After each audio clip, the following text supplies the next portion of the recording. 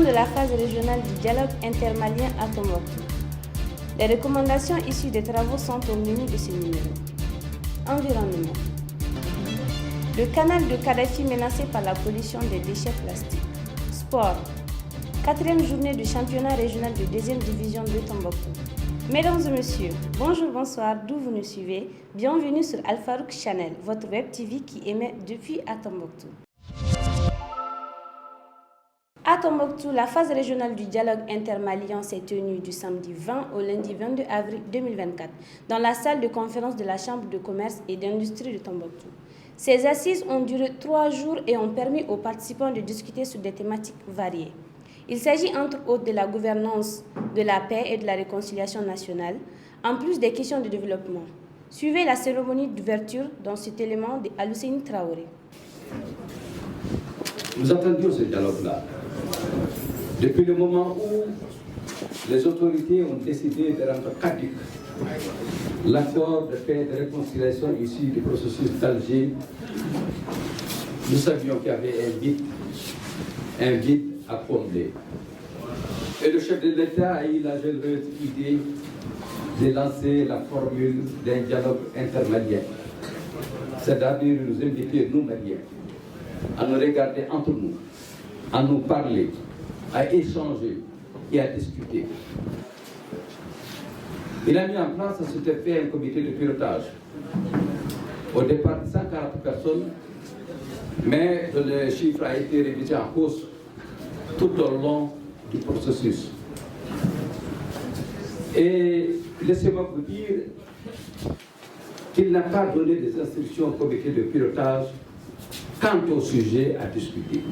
Mesdames et messieurs, chers participants, ce dialogue qualifié de direct entre Maliens, sans intervention et influence extérieure dans le pays, voulu par son Excellence le colonel Assimi Goïta, président de la transition chef de l'État, permettra sans doute à la population de la région de Tombouctou, toutes les communautés confondues, d'engager des débats francs, constructifs et empreints de fraternité tombouctienne pour faire émerger des propositions pertinentes et endogènes qui contribueront à la consolidation de la paix, de la réconciliation nationale et de la cohésion sociale. Toujours sur le même sujet, la région a formulé les propositions suivantes. La candidature du colonel Assimi Goïta à la présidentielle sans démission de l'armée, proroger la durée de la transition de 18 à 3 ans à compter de juin 2024 pour poursuivre les efforts de stabilisation en cours.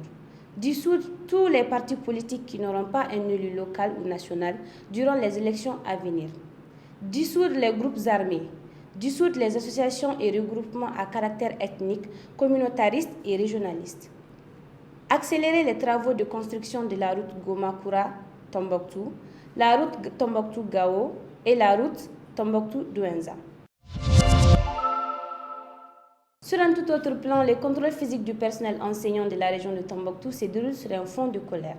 Les enseignants du cercle de Diré s'insurgent contre une décision de l'Académie d'enseignement de Tombouctou qui les oblige à se déplacer au chef-lieu de région, venir pour les besoins du contrôle physique. Les syndicats d'enseignants estiment qu'ils ne se reconnaissent pas dans cette décision des autorités. Ils exigent que les équipes chargées du contrôle se rendent dans les localités de l'intérieur de la région.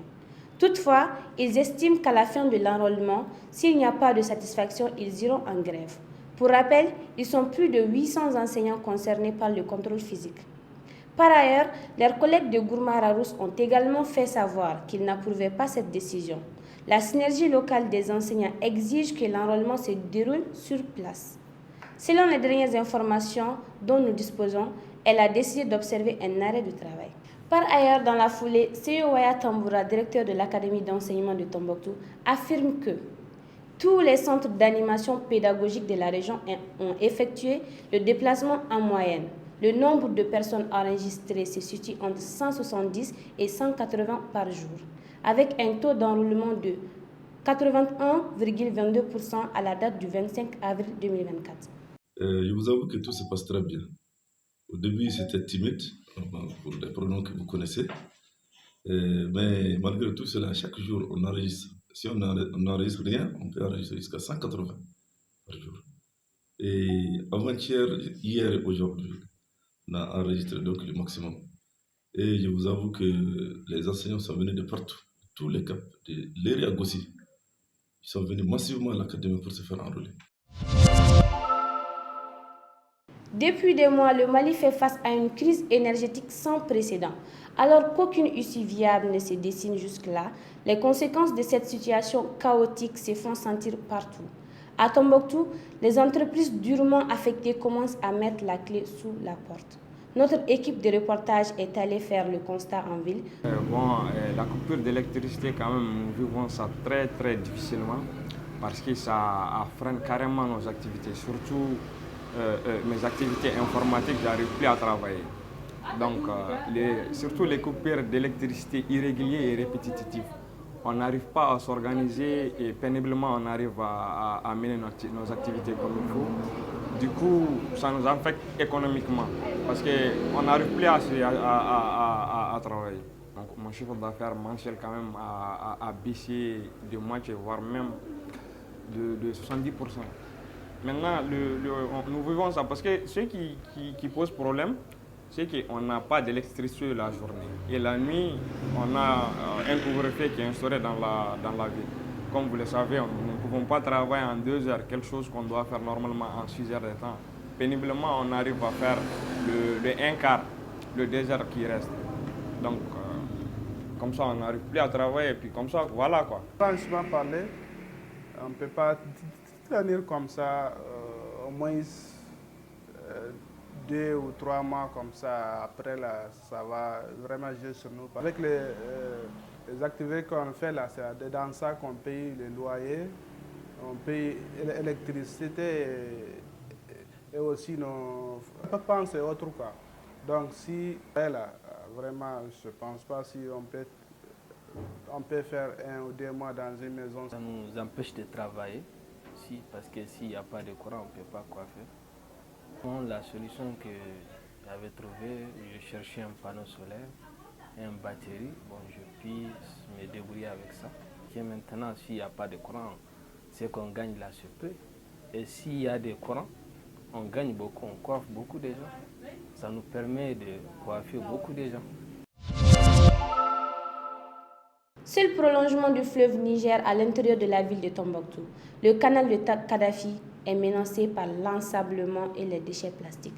Après plusieurs alertes, l'association Gounachere s'est donnée pour mission d'assainir les berges du dit canal. Il s'agit de favoriser la protection de l'ouvrage par la collecte et le tri des déchets plastiques qui seront ensuite transformés. Hamid Touré était sur le lieu pour Al-Farouk Chanel. Il a tendu son micro à la présidente de l'association. Alors, ce canal, si vous voyez, c'est un bas-fond. Et au moment des montées d'eau, il y a 2 tas d'ordures autour un vers le marché et un vers le cimetière. Donc, du coup, quand ils vendent les plastiques et tous les déchets légers sont transportés dans le canal. Donc, quand l'eau commence à descendre, il y a une vision remarquable de ces déchets autour du canal et c'est vraiment polluant. Ça pue même à un certain moment. Donc, à chaque année, à la descente des eaux, nous, on a notre centre à côté. Donc, nous venons assainir le canal pour diminuer la pollution et récolter, trier les déchets plastiques pour les retransformer. Du sport pour fermer ce journal, la 4e journée du championnat régional de 2e division de Tombouctou s'est ouverte ce vendredi 26 avril 2024 avec l'opposition de l'AS Commune et Kalemé. Le récit du match joué au stade Baba Al-Kirou de Tombouctou avec Seyni Faye. Ce vendredi 26 avril a débuté la 4e journée du championnat de 2e division de la zone B basée à Tombouctou. Cette avant-dernière journée met en doute la qualification de 2 représentants pour les Caridas. 3 matchs programmés pour la course étant donné, aucune équipe n'est qualifiée. Pour la 4e journée, la balle a été ouverte par la rencontre AS Commune Kalemé, d'où les Kalémés s'est imposé au minimum 1-0. Quant au samedi 27 avril, un autre choc a mis aux prises TFC-AST. Cette rencontre s'est soldée au même score, 1-0 en faveur de TFC. La journée sera bouclée par le duel à venir Al-Farouk, les deux équipes qui ont plus de points au classement après la troisième journée. Le suspense sera lancé à la fin du match et surtout pour la cinquième et dernière journée. C'est tout pour cet hebdo d'Al-Farouk Channel, votre web TV. Nous vous donnons rendez-vous pour un prochain numéro. D'ici là, portez-vous bien.